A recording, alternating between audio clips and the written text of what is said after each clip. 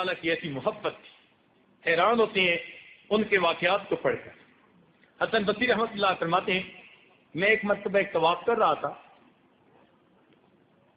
طواف کے دوران میں نے ایک جوان لڑکی کو دیکھا، وہ عشقیہ شعر پڑھ رہی تھی بڑے درد اور سوز کے ساتھ۔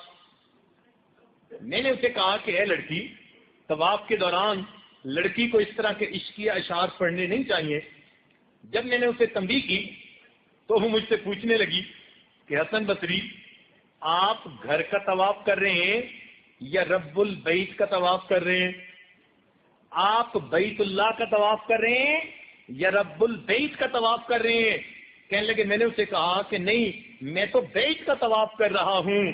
تو وہ مسکرائی اور کہنے لگی کہ جن کے دل پتھر ہوتے ہیں وہ پتھروں کا طواف کرتے ہیں،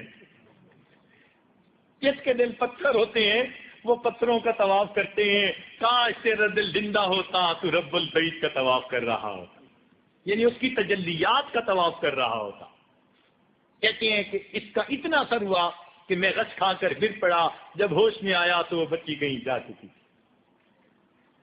تو یہی نہیں کہ محبت الہی میں مردوں نے ہی قدم رکھا ہے، اس میدان میں قسمت والی کئی نیک بیویاں بھی گزری ہیں جن کے دل اللہ رب العزت کی محبت سے لبریز تھے۔